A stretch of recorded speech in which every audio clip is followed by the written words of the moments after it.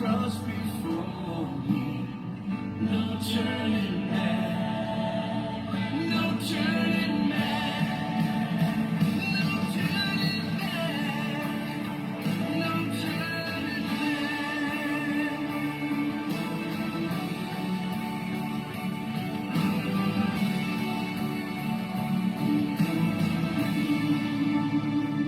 I have decided to follow Jesus.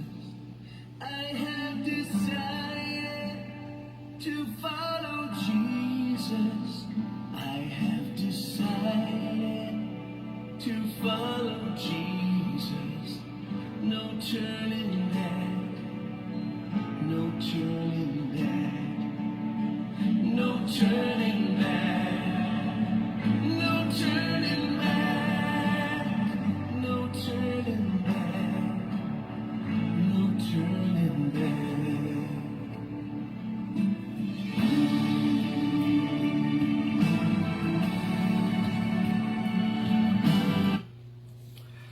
No turning back, no turning back. Good morning and welcome back to the resumption of our series, Usapang Cruz. This past 2 weeks of May, we were just packed with ministry commitments that forced me to stop and rest for a while. So praise God, I'm feeling much better now, and thank you very much for your prayers. Now, before we go on, let me share with you some of the remarks, comments I got from our last series, Destined to Die.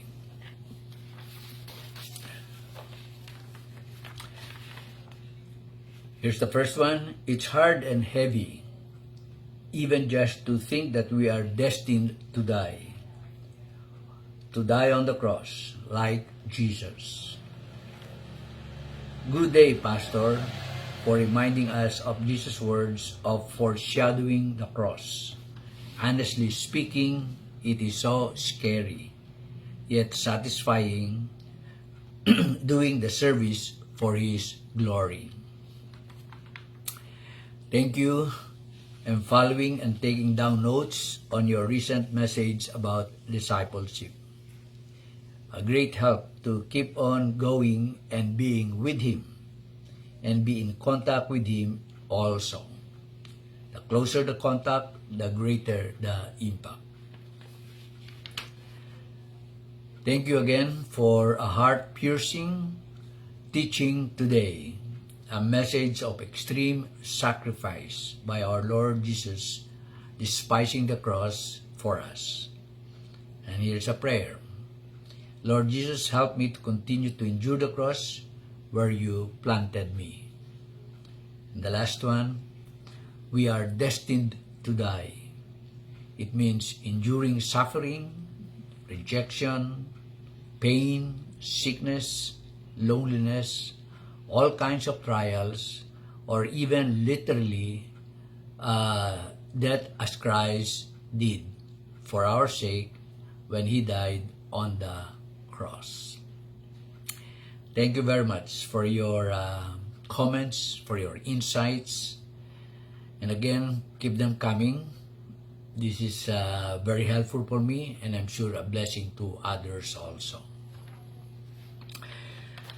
Well, in our last session, we learned how Christ slowly and gradually exposed the disciples to the reality of the cross. He did not only give hints about it, but predicted of His crucifixion more than once. Exposure to His life and ministry was one of the main methods Jesus used to lead the disciples to the way of the cross. Now, the second method that Jesus used is experience. Not only did He expose them to His life and ministry, but gave them the opportunity to experience the same. We call that today as experiential learning or practicum. First, He gave them opportunity to minister to the crowd. He gave them opportunity to minister to the crowd. not as master teachers, but as menial workers, organizing the crowd, distributing the bread and the fish, and then cleaning up the leftovers. Now we see this, and we are very familiar with this. We see this in the feeding of the 5,000. Then later on with the 4,000. Feeding of the 5,000, we find that in all the four Gospels, Matthew, Mark, Luke, and John. The feeding of the 4,000, we find that in the Gospel of Matthew, chapter 15, and the Gospel of Mark, chapter 8. Now, Jesus did not only give them opportunity to participate in His ministry, but also gave them experience. We call that practicum or on-the-job training. First, He sent the 12 to preach and heal. We find it in Matthew 10, so you can write down the verses. We cannot look into all of these verses. You find that in Matthew 10, verses 5 to 42. You find that also in Mark chapter 6, verses 7 to 13. And then in Luke chapter 9, verses 1 to 6. And later on, He sent 70 others. And we find this in Luke chapter 10, verses 1 to 24. Now, in sending them out, 2 by 2, He gave them not only the authority to preach, to heal the sick, and to cast out demons, He also gave them instructions and also warnings. Take note of that. Not just instructions, not just authority to preach, to heal, and to cast out demons, not just instructions, but also warnings. And in these warnings, He was casting the shadow of the cross. One, in Matthew 10. Let's turn to Matthew 10. In Matthew 10, verse 14, He warned them that they will experience rejection. Verse 14, it says, Matthew 10, verse 14, it says, "If anyone will not welcome you or listen to your words, shake the dust off your feet when you leave that home or town."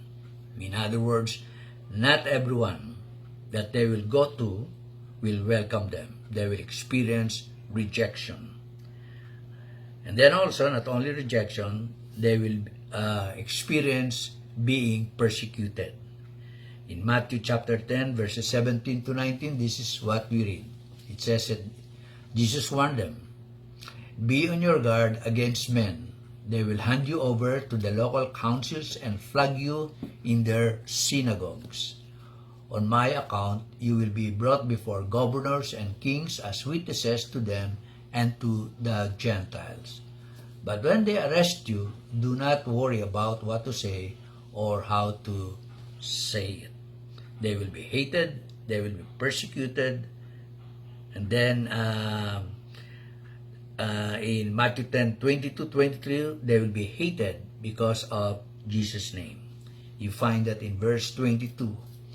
It says there, "All men will hate you because of me, but he who stands firm to the end will be saved.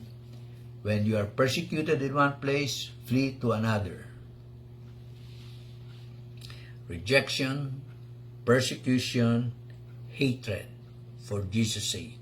They will experience that. And these warnings, Jesus repeated on the last night before He was arrested.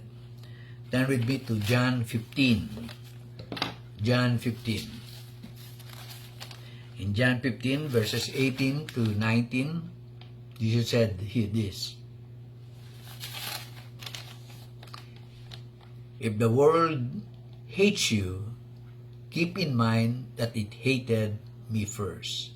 If you belong to the world, it would love you as its own. As it is, you do not belong to this world, to the world. But I have chosen you out of the world. That is why the world hates you." And then in verse 20, He says, "No servant is greater than his master. If they persecuted me, they will persecute you also." And then in John chapter 16, verses 1 to 3, especially verse 2, Jesus said, "They will put you out of the synagogue. In fact, a time is coming when anyone who kills you will think he is offering a service to God. They will do such things because they have not known the Father or me." The world to hate them, the world to persecute them, and the world to kill them. So we see that Jesus did not only expose the disciples to his life and ministry and to the reality of the cross, but also prepared them to expect it. Now, pastors, have you experienced rejection?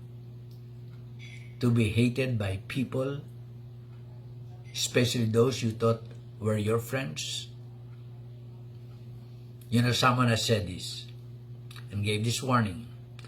Don't be a disciple or a leader if you're not ready to be rejected, to be criticized, to be misunderstood, to be judged or misjudged, to be persecuted, and even to be killed.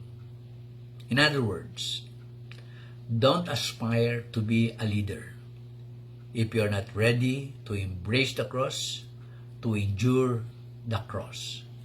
Because at its core, discipleship is a call to die to self. At its core, discipleship is a call to die to self. Selfish desires, selfish ambitions, selfish interests, selfish pursuits, selfish motives. We are all familiar with Luke 9:23, where Jesus said, "If anyone would come after me, let him deny himself, take up his cross daily, and follow me." What is Jesus saying here about the self? Luke 9:23, Jesus says, deny self, die to self, dethrone self.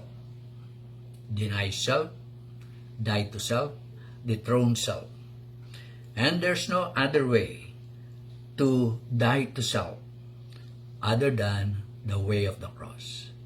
There's no other way to die to self other than the way of the cross.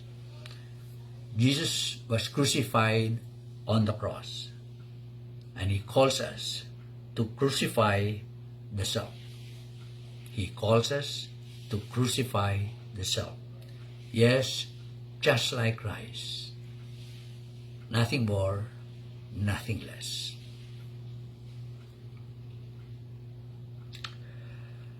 Oh God. Thank you, oh God. Your words indeed are powerful, convicting our hearts. We acknowledge, oh God, that we have made discipleship so comfortable, so convenient, so cheap. And we have bypassed and overlooked the necessity of the cross.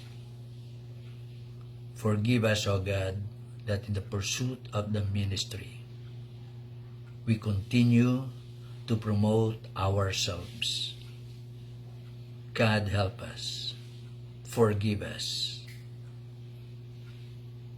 for failing to deny ourselves, for failing to die to ourselves, for failing to dethrone ourselves.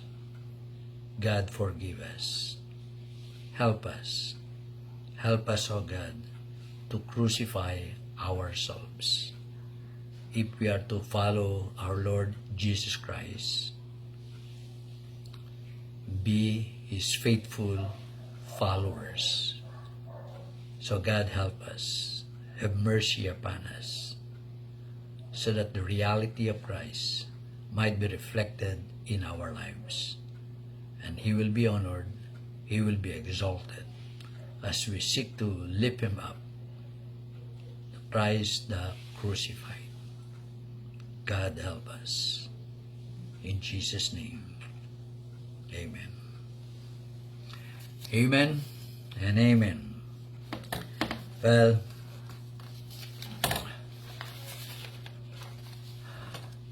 I trust that this series, as I've mentioned before, I know it's not an easy topic, a popular topic, but we need to hear what true discipleship is all about. The centrality of Christ and the centrality of the cross. So thanks again for watching and for joining us in today's mentoring session. Now again, for those of you who are joining us for the first time, let me just invite you to subscribe to our YouTube channel, Usapang Cristo, Usapang Kainos. And you will find in this channel all the previous mentoring videos on discipleship and leadership based on the life and ministry of our Lord Jesus Christ. Use them, share them in your ministry. So keep listening and keep looking up to Jesus. To God be the glory. Amen and amen and amen.